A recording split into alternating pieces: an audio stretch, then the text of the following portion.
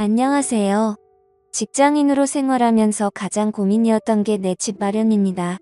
돈을 모아서 집을 매매하자니 너무 큰 금액이 필요하고 어떻게 하면 적당한 가격에 번듯한 아파트에 들어가서 살 수 있을까 오랫동안 고민했습니다.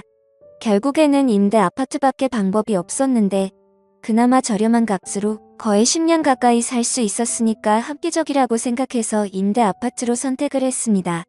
완전히 마음에 든다고 하기에는 뭔가 부족하긴 하지만 신나게 가구도 다 맞추고 그때부터 8년간 임대 아파트 생활이 시작됐죠.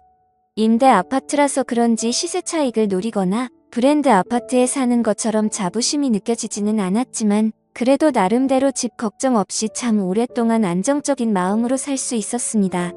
이렇게 살다가 이제야 좀 더 좋은 곳에 전세로 이사를 했습니다. 오랜만에 새로운 가구들도 사고 비록 전세이긴 하지만 이렇게 깔끔한 곳으로 들어오게 되니까 기분이 정말 새롭더군요. 새로운 집으로 이사 간다는 설렘은 어릴 때나 어른이 됐을 때나 다를 게 없습니다. 늘 행복한 두근거림이죠.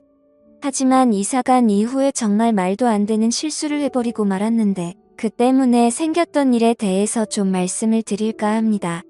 실수를 하긴 했지만 그 덕분에 지금은 정말 행복한 경험을 마음껏 누리고 살고 있긴 합니다만 세상 살면서 이런 경험을 누구나 할 수 있는 건 아닌 것 같아서 이렇게 사연을 보내보네요.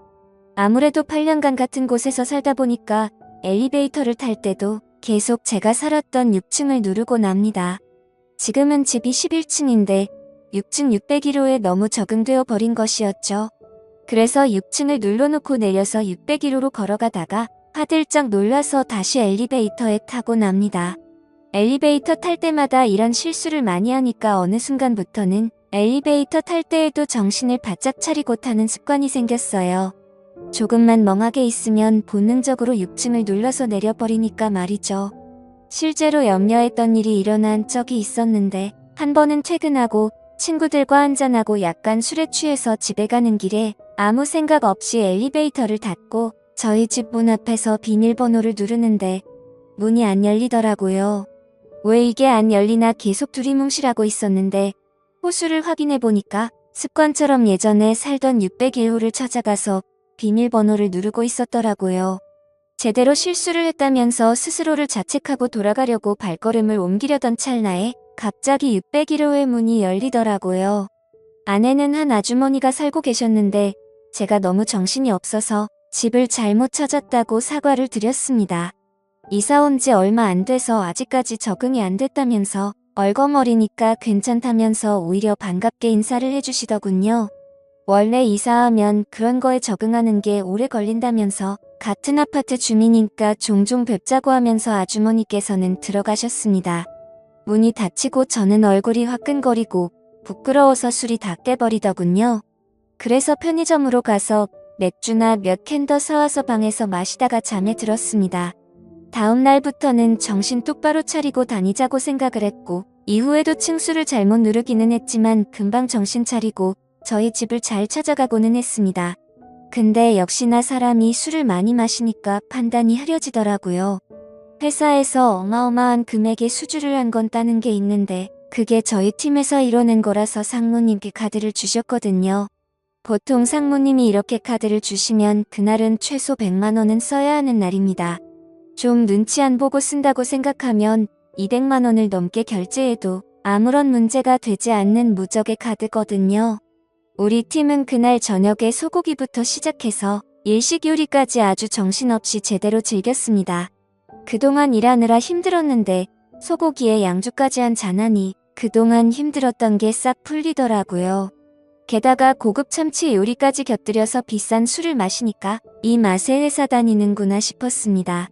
3차로 노래방을 가서 신나게 노래를 부르면서 맥주도 한 잔씩 했는데 매일 야근을 하면서 지친 몸을 이끌고 술을 마셔서 그런지 술이 평소보다 빨리 취하긴 하더라고요. 내일이 주말이라 다들 아침까지 달리자고 난리였지만 더 이상 술을 마셨다가는 큰일 날 것 같아서 도저히 못 먹겠다고 얘기를 하고 빠져나왔습니다. 집으로 돌아가는 길에 어찌나 속에서 무언가 부글부글 끓던지 전봇대를 부여잡고 한참 동안이나 씨름을 하기도 했죠. 뿌듯하기도 하고 회사 다니는 게 참 힘들다고 느껴지기도 하고 참 여러 가지 생각이 나더라고요. 인생 사는 게 참 쉽지 않다. 이렇게 큰 계약을 따냈는데도 상무님 카드로 맛있는 거 먹는 게 전부라서 허무하다. 뭐 그런 생각들이 났습니다. 그러고는 한참 동안이나 전봇대에 파전을 만들어 놓고 머리를 박고 있었습니다. 그렇게 집으로 들어갔는데 다음날 아침이 되니까 숙취가 몰려오고 갈증이 너무 심해서 눈을 떴어요. 다행히 주말이라서 출근할 필요가 없었기 때문에 충분히 잔 것 같은데 머리가 너무 아픈 것 같습니다. 눈이 잘 떠지지 않았는데 눈을 비비고 간신히 일어나니까 뭔가 주변이 이상했습니다. 주위를 둘러보는데 제 방이 아니었어요. 지금 이게 무슨 상황인가 여기는 어딘가 생각하고 있던 찰나 방문이 열렸고 제 눈앞에 보이는 건 다름 아닌 601호 아주머니였습니다. 11층에 있는 저희 집으로 안 가고 또 6층으로 와버린 것 같습니다. 순간적으로 너무 당황하고 놀라서 아무런 말도 안 나오더라고요. 아주머니는 의미심장한 표정으로 일단 나와서 시원한 김치찌개나 좀 먹으라는 말을 했고 속이 쓰리기도 하고 맛있는 김치찌개 냄새에 저도 모르게 주방으로 따라 나갔습니다. 식탁을 보니 맛있는 집밥이 한 상 차려져 있더라고요. 혼자 사니까 매일 같이 대충 끼니를 챙기기 바빴는데 오랜만에 제대로 된 집밥을 보니 미안한 마음도 싹 없어지고 자리에 앉아 허겁지겁 먹기 시작했습니다. 밥 먹다가 괜히 저 때문에 신경 쓸 일을 만들어서 미안하다는 말과 함께 김치찌개가 너무 맛있다는 칭찬을 아끼지 않았습니다. 할 얘기가 없어서 괜히 음식 칭찬이나 늘어놓고 있었네요.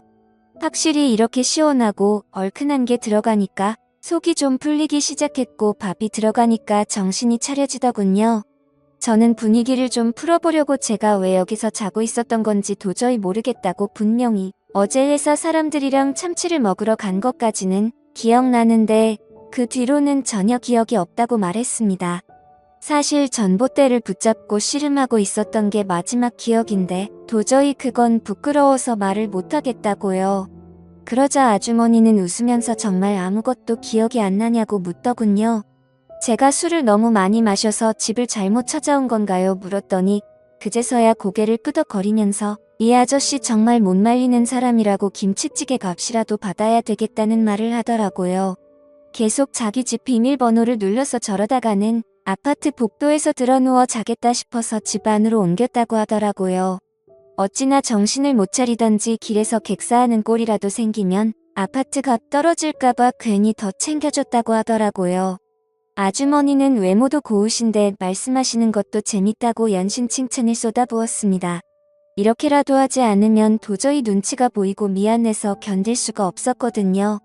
그러면서 은근슬쩍 어제 일 정말 하나도 기억 안 나나 보다라는 말을 의미심장하게 아쉽다고 말을 했고 자기 남편이 운수업 쪽으로 일해서 집에 잘 안 들어오는데 그동안 자기가 외로웠다는 말을 시작하더라고요. 근데 어제는 또 제가 오니까 우습기도 하고 무섭지도 않고 오랜만에 얼마나 기분이 좋았는지 모른다는 말을 했습니다.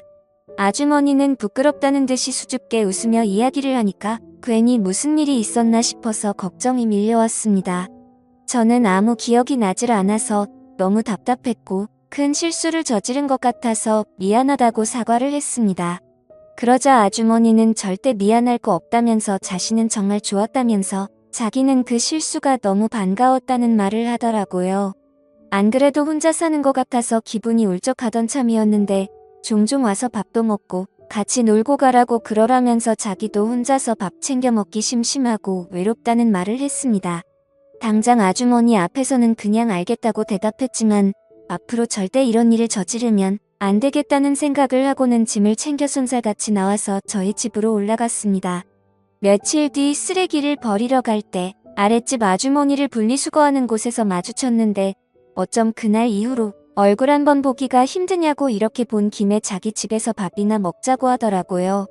저는 별로 내키지는 않았지만 저번 일이 미안하기도 했고 먼저 제안을 주신 거니까 알겠다고 말하면서 집으로 가서 밥을 먹었습니다. 음식 차리기는 귀찮고 그냥 배달로 초밥이나 시켜 먹자면서 밥을 먹고 소파에 앉아서 커피까지 한잔했습니다. 그러다가 갑자기 아주머니가 저번에 있었던 일은 아직까지 기억이 안 나냐고 하길래 저는 잘 안 난다고 대답했고 갑자기 아주머니의 눈빛이 돌변했습니다. 솔직히 저도 마다할 건 없었죠. 동안의 외모의 얼굴도 예쁘고 내심 설레기까지 했거든요. 그래서 결국 그날 또 다시 실수를 하게 되어버렸습니다. 하지만 앞으로는 이런 일이 생기면 자리를 피해야겠다는 느낌은 확실하게 생기더라고요. 괜히 이렇게 한두 번 아주머니랑 사고치기 시작하면 나중에는 계속 이런 일이 벌어질 것 같다는 느낌이 왔거든요.